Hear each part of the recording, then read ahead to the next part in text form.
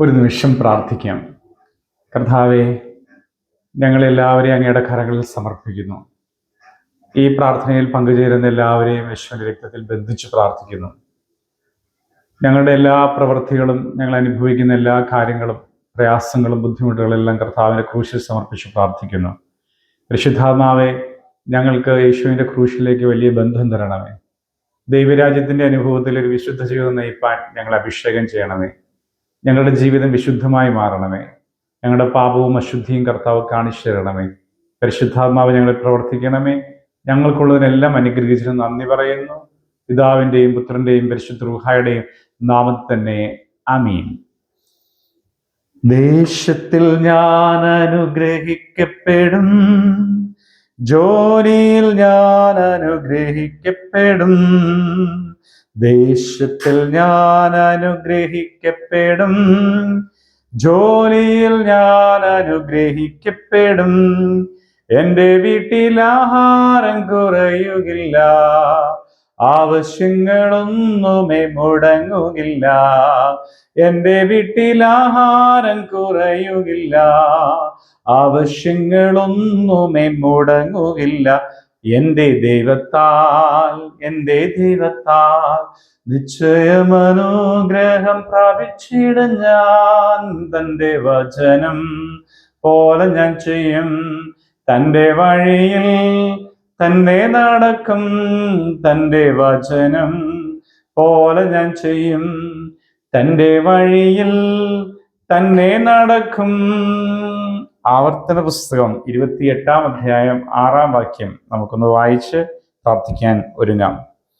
അകത്ത് വരുമ്പോൾ നീ അനുഗ്രഹിക്കപ്പെടും, പുറത്തു പോകുമ്പോൾ നീ അനുഗ്രഹിക്കപ്പെടും.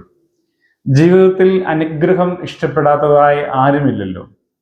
ദൈവം ഒരു മനുഷ്യനെ അനുഗ്രഹിച്ചാൽ ആ മനുഷ്യനെ തൻ്റെ ജീവിത വിജയത്തിൽ നിന്ന് പുറകോട്ട് വലിക്കുവാൻ ഒരു ശക്തിക്കും സാധ്യമാകുന്നില്ല.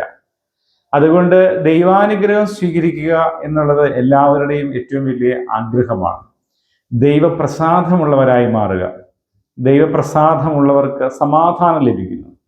ദൈവാനുഗ്രഹം ലഭിച്ചവർ, ദൈവപ്രസാദം ലഭിച്ചവർ, അവർക്കാണ് ലോകം തരാത്ത സമാധാനം യേശു തന്നേച്ചു പോയപ്പോൾ അത് സ്വീകരിക്കാനായിട്ട് സാധ്യമാകുന്നത്. ആവർത്തന പുസ്തകം 1 മുതൽ വായിക്കുമ്പോൾ ദൈവത്തിന്റെ കൽപ്പനകൾ അനുസരിക്കുന്നവരുടെ ജീവിതത്തിൽ അവർ അകത്തു വരുമ്പോഴും പുറത്തു പോകുമ്പോഴും അനുഗ്രഹിക്കപ്പെടുമെന്ന് രേഖപ്പെടുത്തിയിരിക്കുന്നു.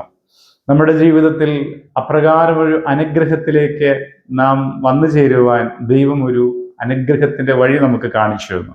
അത് ക്രിസ്തുവാണ്.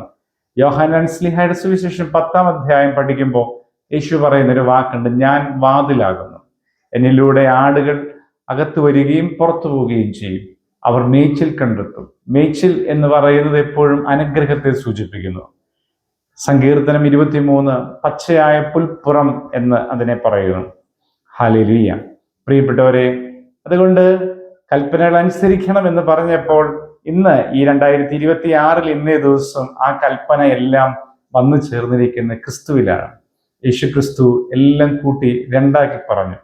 കർത്താവിനെ പൂർണ്ണ ഹൃദയത്തോടും പൂർണ്ണ മനസ്സോടും പൂർണ്ണ ആത്മാവോടും കൂടി സ്നേഹിക്കുക, ശക്തിയോടും കൂടി സ്നേഹിക്കുക.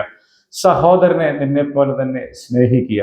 ചുരുക്കത്തിൽ കർത്താവിനെ ഫോളോ ചെയ്യുക, അവനോട് ചേർന്ന് പഠിക്കുക. യേശു പറഞ്ഞു, അധ്വാനിക്കുന്നവരും ഭാരം ചുമക്കുന്നവരായുള്ളവർ എൻ്റെ അടുക്കൽ വരും, ഞാൻ നിങ്ങളെ ആശ്വസിപ്പിക്കാം. എന്നോട് ചേർന്ന്, എൻ്റെ മുഖം ഏറ്റുകൊണ്ട് എന്നോട് ചേർന്ന് പഠിപ്പിൻ. യേശുവിനോട് ചേർന്ന് പഠിക്കുമ്പോൾ, അവനിൽ ജീവിതം സമർപ്പിക്കുമ്പോൾ, അവന്റെ ഭാവം നമ്മിലേക്ക് ഇറങ്ങുമ്പോൾ സ്നേഹമാണ് വ്യാപരിക്കുന്നത്. കൽപ്പനകൾ അനുസരിക്കുന്ന ഒരു വിശുദ്ധ ജീവിതത്തിലേക്ക് നാം വരുന്നു. ക്രിസ്തുവാകുന്ന വാതിലിലൂടെ പ്രവേശിക്കുന്നവർ ഒരു വിശുദ്ധ ജീവിതത്തിലേക്ക് വരുന്നു. ആ വിശുദ്ധ ജീവിതത്തിലേക്ക് നമ്മെ കൊണ്ടുവരുവാൻ കർത്താവ് സ്വർഗം ചായിച്ച് ഇറങ്ങി വന്നു. അങ്ങനെ ഞാനും നിങ്ങളും ഒരു വിശുദ്ധനായി മാറുമ്പോൾ നമ്മുടെ ജീവിതം ഒരു അനുഗ്രഹമായി മാറുന്നു. നമ്മെ വിശുദ്ധനാക്കാൻ വേണ്ടി, നമ്മുടെ പാപം കഴുകിക്കളയാൻ വേണ്ടി സ്വർഗം ചായിച്ച് ഇറങ്ങി വന്നവന്റെ കരങ്ങളിലേക്ക് നമ്മുടെ ജീവിതം വിട്ടുകൊടുക്കാം. നിങ്ങൾ ജീവിതത്തിൽ ഏതവസ്ഥയിലുള്ള വ്യക്തികളാണെങ്കിലും ഈ വചനങ്ങളെ ഉൾക്കൊണ്ടുകൊണ്ട് ഒരു സമർപ്പണ പ്രാർത്ഥന നടത്തുകയാണെങ്കിൽ ക്രിസ്തു നിങ്ങളെ സ്പർശിക്കും. രക്ഷയ്ക്കായി കാംക്ഷിക്കുന്നവരെ അവൻ അതിൻ്റെ ഉള്ളിലാക്കുന്നു എന്ന വചനം നമുക്ക് ഓർക്കാം. ആഗ്രഹിച്ച് യേശുവിൻ്റെ അടുത്ത് ചെന്ന സക്കായിയെ ദൈവം കണ്ടു. യേശുവിൻ്റെ വസ്ത്രം ആഗ്രഹത്തോടെ തൊട്ട സ്ത്രീയെ ദൈവം കണ്ടു. യേശുവിൻ്റെ അടുത്ത് ആര് വന്നിട്ടുണ്ടോ അവരെല്ലാം ദൈവം തൊട്ടിട്ടുണ്ട്. അവൻ അടുത്തിരിക്കുമ്പോൾ അവനെ വിളിച്ചപേക്ഷിക്കുക എന്ന വചനം നമ്മെ അനുഗ്രഹത്തിലേക്ക് നടക്കാൻ പ്രേരിപ്പിക്കുന്നു. ഹല്ലേലൂയ. ഇത് തന്നെ രക്ഷാദിവസം, ഇത് സുപ്രസാദ കാലം എന്ന ഈ അനുയോജ്യ സമയത്തെക്കുറിച്ചുള്ള ആ ബോധ്യപ്പെടുത്തൽ നമ്മുടെ ജീവിതത്തെ ഒരു അനുഗ്രഹത്തിലേക്ക് കൊണ്ടുപോകുന്നു. അതുകൊണ്ട് ദൈവം വിളിച്ച് വേർതിരിച്ചിരിക്കുന്നത് നാം ഒരു അനുഗ്രഹമായി തീരാനാണ്. അബ്രാഹാം ഒരു അനുഗ്രഹമായിരുന്നു. അബ്രാഹാം മറ്റുള്ളവരുടെ മുമ്പിൽ അനുഗ്രഹമായി നിന്നു. ദൈവത്തിന്റെ പിന്നാലെ പോയവർ എല്ലാം അനുഗ്രഹമായി. എന്തെങ്കിലും നഷ്ടങ്ങൾ വന്നിട്ടുണ്ടെങ്കിൽ തന്നെ 100 മടങ്ങ് ദൈവം അവർക്കെല്ലാം തിരിച്ചു കൊടുത്തു. ഇത്രയും ഉറപ്പും സുന്ദരവും ഒരു ലക്ഷ്യവുമുള്ള വിശുദ്ധമായ ഒരു ജീവിതശൈലി എന്തുകൊണ്ട് നമുക്ക് സ്വീകരിക്കാൻ പറ്റുന്നില്ല?